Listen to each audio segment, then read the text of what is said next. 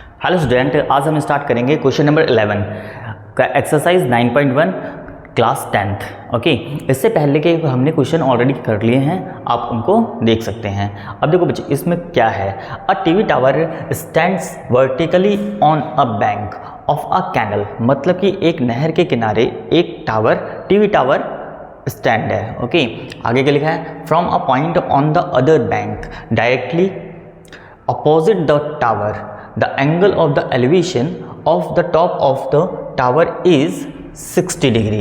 मतलब कि बैंक के नहर के अपोजिट किनारे से एंगल जो बन रहा है, एंगल ऑफ एलिवेशन, मतलब कि नीचे से ऊपर की साइड बन रहा है, वो कितने के डिग्री का बन रहा है, 60 डिग्री का बन रहा है। Okay, from other point 20 metre away from the this point on the line joining this point to the foot of the tower, the angle of the elevation of the top of the tower is 30 degree. मतलब कि इसके किनारे से 20 metre away, मतलब कि 20 metre दूर, ठीक है, जो कि यहाँ पर मेंशन भी है, वहाँ से किसी एक पॉइंट से कितने डिग्री का एंगल बन रहा है, 30 डिग्री का। तो हमें फाइंड क्या करना है, the height of the tower, मतलब कि हमें ये हाइट पूरी फाइंड करनी है, and the width of the canal, और यहाँ से यहाँ तक का जो डिस्टेंस है वो हमें फाइंड करके दिखाना है, मीन्स यहाँ से यहाँ तक का। ओके, तो स्टार्ट करते हैं। इसमें जैसा कि ए बी सी तो पहले से ही मेंशन है, ठीक है, ए बी सी, और यहाँ पर सी डी जो दे रखा है वो कितना है, 20 मीटर। ओके, अब स्टार्ट करते हैं। जैसे कि इन ट्राइंगल ए बी सी, इसको लेते हैं ए बी सी। ओके, इसमें height of the tower mention नहीं है, तो हम इसको h से रिप्रेजेंट कर देते हैं। तो यहाँ पर हमने क्या कर लिया, लेट कर लिया A B is equal to H. Okay, और सी डी तो दे ही नहीं रखा है, आगे कितना दे रखा है, 60 degree, means theta is equal to 60 degree. अब बच्चे यहाँ पर क्या होगा, परपेंडिकुलर अपॉन में बेस, मतलब कि P बाय बी, तो ये क्या होता है हमारा, tan थीटा। परपेंडिकुलर अपॉन में base is equal to tan theta. तो परपेंडिकुलर की बात करें तो यहाँ पर क्या हो जाएगा, ए बी अपॉन में C B C is equal to यहाँ पर कितना आ जाएगा, tan 60 डिग्री। ओके, अब ए बी की बात करें तो हमने क्या लेट करा है, h से रिप्रेजेंट करा है, तो h अपॉन में B C is equal to √3 हो जाएगा।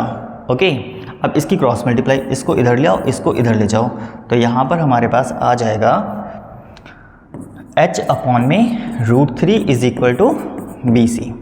ओके, अब देखो, अब हम लेंगे in triangle A B D, in triangle A B D.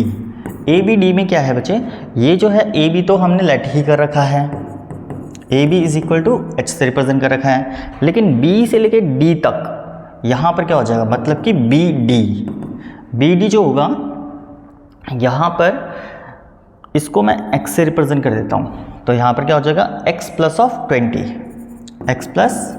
20, तो यहाँ पर कुछ इस तरीके से हो जाएगा, और एंगल जो है वो हमारा कितना होगा, theta is equal to 30 degree. Okay, कुछ इस तरीके से। अब यहाँ पर सॉल्व करते हैं। अब इसमें भी क्या आ जाएगा, परपेंडिकुलर अपॉन में बेस, तो मतलब कि P by B is equal to tan theta, और परपेंडिकुलर की बात करें तो ये हमारा है h, मतलब कि ए बी अपॉन में b से लेके d तक, तो यहाँ पर B D is equal to tan 30 degree, कुछ इस तरीके से। अब यहाँ पर क्या क्या होगा, ए बी की वैल्यू हमारी h हो जाएगी, अपॉन में बी डी की बात करें तो x प्लस 20, जो कि हमने पहले ही मेंशन कर रखा है, x plus 20 is equal to tan 30 पे जो वैल्यू होता है वो 1 अपॉन में √3 हो जाएगा। अब इसकी क्रॉस मल्टीप्लाई, इसको इधर, बस इसको उठा के इधर ले आओ, तो यहाँ पर हमारा h is equal to x plus of 20 upon में √3 हो जाएगा। ओके, अब यहाँ पर इसे इक्वेशन 1 मान लेना और इसको 2 मान लेना। यहाँ पर फ्रॉम इक्वेशन 1, तो यहाँ पर क्या दे रखा है, h अपॉन में √3 is equal to B C. अब बी सी को हमने लेट करा था यहाँ पर x से, ओके, तो इसके प्लेस पे क्या आ जाएगा, x आ जाएगा। तो h अपॉन में √3 इज इक्वल टू x, तो इसकी क्रॉस मल्टीप्लाई करेंगे तो h is equal to cross multiply, तो √3x हो जाएगा। इसे इक्वेशन 3 मान लो। अब यहाँ पर क्या हो जाएगा, from equation 2 and 3, from equation 2 and 3, तो इन दोनों को देखो, ये भी h के इक्वल है, ये भी h के इक्वल है, तो दोनों आपस में क्या हो जाएंगे, इक्वेट हो जाएंगे, मतलब कि √3x ये लिख दिया मैंने।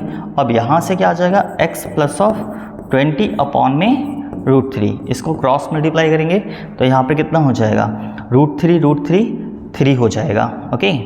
और फिर x is equal to x plus 20, इस x को उधर ले जाओ तो ये माइनस में हो जाएगा, मतलब कि 3x minus of x is equal to 20, okay, कुछ इस तरीके से। अब यहाँ पर इसमें से माइनस करेंगे तो ये होगा हमारा 2x इज इक्वल टू 20, तो x इज इक्वल टू 20/2, इसको कट करेंगे तो x का वैल्यू कितना आ गया, 10 मीटर, ओके। तो मतलब कि यहाँ पर जो विड्थ ऑफ अ कैनल है, मीन्स यहाँ से यहाँ तक का distance BC is equal to 10 metre हो जाएगा, ओके। अब इसको हम क्या करेंगे, x की वैल्यू इक्वेशन 3 में रख दो, x की वैल्यू इक्वेशन 3 में रखेंगे तो हमें कैनल की हाइट पता चल जाएगा। तो यहाँ पे क्या करेंगे, पुटिंग x इन इक्वेशन 3, तो h is equal to √3x, तो h is equal to √3 into 10, तो यहाँ पर h इज इक्वल टू कितना हो गया, 10√3, ओके। तो हाइट ऑफ टावर, मतलब कि यहाँ पर हमारा AB is equal to 10√3 metre हो जाएगा। मतलब यहाँ पर हमारा हाइट जो है टावर का, हाइट ऑफ टावर जो है वो हमें पता चल गया कितना आएगा, 10√3। तो यहाँ पर मेंशन कर देते हैं, height of tower is equal to 10√3 metre. और कैनल का जो विड्थ था B से C तक, वो कितना आ गया, 10 मीटर। तो इसी के साथ हमारा 11th क्वेश्चन कंप्लीट होता है। अब 12th की ओर चलते हैं, ओके। क्वेश्चन नंबर 12 बच्चे, ये बहुत ही ज़्यादा इंपॉर्टेंट है एग्जाम के पॉइंट ऑफ व्यू से, तो इसको तो बहुत ही अच्छे से करके जाना, ठीक है। अब यहाँ पर क्या दे रखा है, देखो क्वेश्चन नंबर 12 में, from the top of 7 metre high building, तो इसमें लेते हैं एक 7 metre high building, just like that is a 7 metre high building. तो यहाँ पर हमारा हो गया ये 7 मीटर। आगे क्या दे रखा है, the angle of the elevation of the top of a cable tower is 60 degree. मतलब क्या, एक केबल टावर है, इसके अपोजिट साइड कुछ इस तरीके से, ओके। अब यहाँ पर बिल्डिंग के टॉप से टावर के टॉप पर जो एंगल बन रहा है वो बन रहा है 60 डिग्री का, ठीक है। तो मतलब कि यहाँ से एक इसका भी सरफेस हो जाएगा जस्ट लाइक, और यहाँ पर जो एंगल बनेगा वो कितने का बनेगा, 60 डिग्री का। आगे क्या देखा है, the angle of the depression मतलब नीचे की side, okay, it's foot is 45 degree, और इसके बिल्कुल फुट पर मतलब कि नीचे की साइड इधर की तरफ जो एंगल बनेगा ये वाला, वो कितने का बनेगा, 45 का, और इधर 60 का। तो मतलब कि कुछ इस तरीके से ये डायग्राम मेंशन हो जाएगा, ओके। अब यहाँ पर जो ये वाला एंगल था, ये जो है ये 60 डिग्री, और इधर जो है ये 45 डिग्री हो जाएगा। आगे हमें क्या करना है, determine the height of the tower, मतलब कि हमें टावर की हाइट निकालनी है। अब जैसे कि यहाँ पर A B C, इसको D ले लेते हैं और इसको E ले लेते हैं, ओके। अब बच्चे देखो, जितना यहाँ से यहाँ तक है उतना ही यहाँ से यहाँ तक होगा, मतलब कि ये भी कितना हो गया, 7 मीटर, ओके। अब हम क्या करेंगे, हमें क्या चाहिए, यहाँ से यहाँ तक, मतलब कि बेस चाहिए हमें। अगर बेस पता चल जाएगा तो हमें CD भी पता चल जाएगा। ओके, तो लेते हैं इसमें इन ट्रायंगल ABC, जिसमें कि हमें BC दे रखा है 7 मीटर, और थीटा की बात करें तो वो हमारा 45 होगा। अब देखो बच्चे, ये 45, तो इधर ये भी कितना हो जाएगा, 45 हो जाएगा ट्रिग्नोमेट्रिक रेशियो के अकॉर्डिंग। तो यहाँ पर ये हमारा 45 डिग्री हो गया। अब इस ट्रायंगल में हमें परपेंडिकुलर गिवन है और बेस हमें फाइंड करना है। तो यहाँ पर क्या हो जाएगा, परपेंडिकुलर अपॉन में base is equal to tan theta, और परपेंडिकुलर की बात करें तो BC हो जाएगा अपॉन में AB, ओके, और tan 45। तो यहाँ पर BC जो है वो 7 मीटर अपॉन में AB is equal to tan 45 पे जो वैल्यू होता है वो होता है 1, तो यहाँ पर आ जाएगा 1, इसका क्रॉस मल्टीप्लाई, तो 7 इज इक्वल टू AB। तो बच्चे यहाँ पर ये जो है AB, ये भी कितना हो गया, 7 मीटर। अब बच्चे यहाँ से यहाँ तक का जो डिस्टेंस होगा वो भी कितना होगा, 7 मीटर ही हो जाएगा, क्योंकि AB जितने डिस्टेंस पे होगा उतना ही उसके टॉप में भी डिस्टेंस होंगे। ओके, तो अब यहाँ पर हमें एक नया ट्रायंगल दिख रहा है, कौन सा, CDE। तो इसको देखते हैं। इन ट्रायंगल CDE, जिसमें कि हमें CD पता चल गया, CD जो है वो किसके इक्वल था, AB के, और AB हमारा कितना आया, 7 मीटर। ओके, और इसमें हमें एंगल दे रखा है 60 डिग्री, तो theta is equal to 60 degree. तो अब हम DE को ईजिली फाइंड कर सकते हैं, और DE आ गया तो हम टावर की टोटल हाइट बता सकते हैं। ओके, तो यहाँ पर लेते हैं परपेंडिकुलर अपॉन में बेस अगेन, तो P by B is equal to tan theta. अब परपेंडिकुलर की बात करें तो DE हो जाएगा अपॉन में CD यहाँ आ जाएगा is equal to tan 60 degree. अब DE जो है वो तो हमें नहीं पता, लेकिन CD तो पता है, कितना है, 7 metre. DE is equal to 7 metre is equal to, ये हमारा √3 हो गया, इसका क्रॉस मल्टीप्लाई, तो DE इज इक्वल टू 7 √3 हो जाएगा। अब यहाँ पर total height of tower is equal to AD plus DE, AD plus DE, जो कि किसके इक्वल होगा, AE के इक्वल होगा। तो AE is equal to, AD की बात करें तो वो हमारा कितना आ गया था, 7 मीटर, और DE की बात करें तो वो कितना आ गया था, 7 √3। तो AE इज इक्वल टू, इसमें से 7 कॉमन निकाल लो, तो इसको हम कैसे लिख सकते हैं, √3 प्लस 1 मीटर। तो height of tower is this,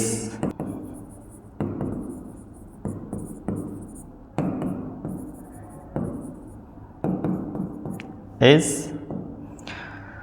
7 √3 plus 1 metre. तो ये इसका फाइनल आंसर हो जाएगा। ओके, तो इसी के साथ हमारा क्वेश्चन नंबर 12 भी कंप्लीट होता है। क्वेश्चन नंबर 13, ये मोस्ट इंपॉर्टेंट है बच्चे, जैसे 12 था और वैसे ही 13 भी इंपॉर्टेंट है। आगे देखो क्या लिखा है, as observe from the top of 25 metre high lighthouse from the sea level, मतलब कि एक लाइट हाउस है सी लेवल से कितना ऊपर, 75 मीटर, 75 मीटर। अब इसका एक सरफेस बना लेते हैं,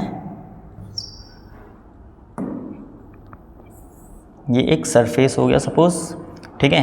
अब आगे देखते हैं क्वेश्चन में क्या लिखा है, the angle of depression of two ships are 30 degree and 45 degree, मतलब कि एंगल ऑफ डिप्रेशन है हमारे पास, कितने कितने का एंगल बन रहे हैं, 30 एंड 45 का। मतलब मान लो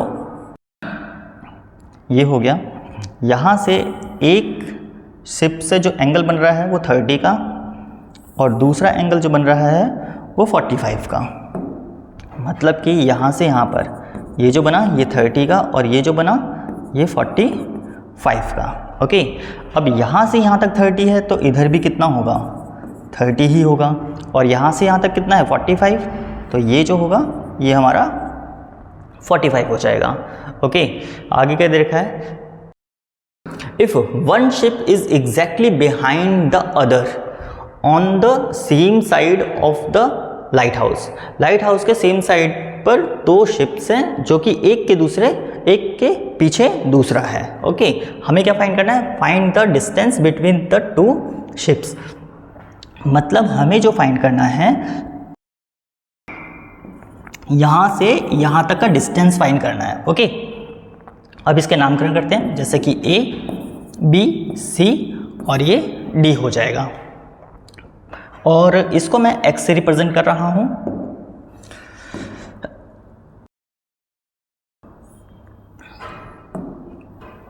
ये हमारा X हो जाएगा। तो इन ट्राइंगल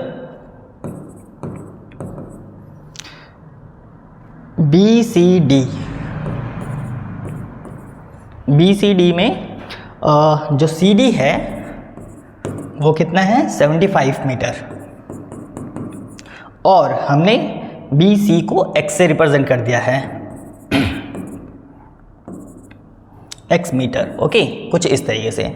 अब यहाँ पर देखो बच्चे, परपेंडिकुलर अपॉन में बेस, इसमें भी tan थीटा ही यूज़ होगा।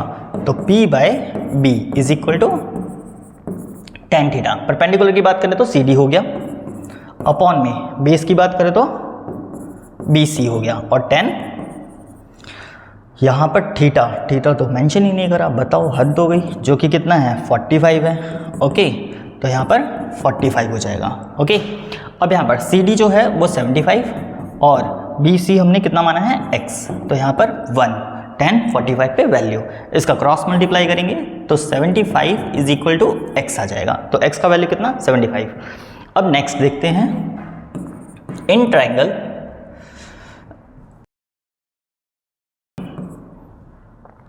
ACD, जिसमें CD जो है वो कितना है, 75 ही है। और यहाँ से AB हमें नहीं पता, तो और थीटा कितना है, 30 डिग्री, तो theta is equal to 30। Okay, तो कुछ इस तरीके से। अब यहाँ पर देखो बच्चे, यहाँ पर क्या होगा, परपेंडिकुलर अपॉन में बेस, तो यहाँ पर हमारा आ जाएगा P/B अगेन और tan थीटा। अब परपेंडिकुलर की बात करें तो वो तो 75 ही है, मतलब कि CD अपॉन में AC is equal to tan theta means 30 degree, ये हो जाएगा। और CD 75 अपॉन में AC is equal to 1 upon में √3, इसकी क्रॉस मल्टीप्लाई इसको इधर, तो मतलब कि यहाँ पर हमारा 75 √3 इज इक्वल टू AC हो जाएगा। ओके, अब यहाँ पर हमें जो फाइंड करना है, A से B का डिस्टेंस फाइंड करना है, मतलब दोनों शिप के बीच का डिस्टेंस। तो यहाँ पर क्या हो जाएगा, AB is equal to AC minus of BC। तो यहाँ पर AC की वैल्यू है 75 √3 माइनस, इसको हमने X माना था, और X जो है वो कितना है, 75, तो यहाँ पर 75 हो जाएगा। तो मतलब कि AB इज इक्वल टू, यहाँ पर आ गया हमारे पास 75 √3 माइनस 1 मीटर। तो यहाँ पर जो हमें फाइंड करना था क्या था, डिस्टेंस बिटवीन टू शिप, कितना आ गया, 75 √3 माइनस 1। ओके, तो ये हमारा 13 क्वेश्चन भी कंप्लीट होता है।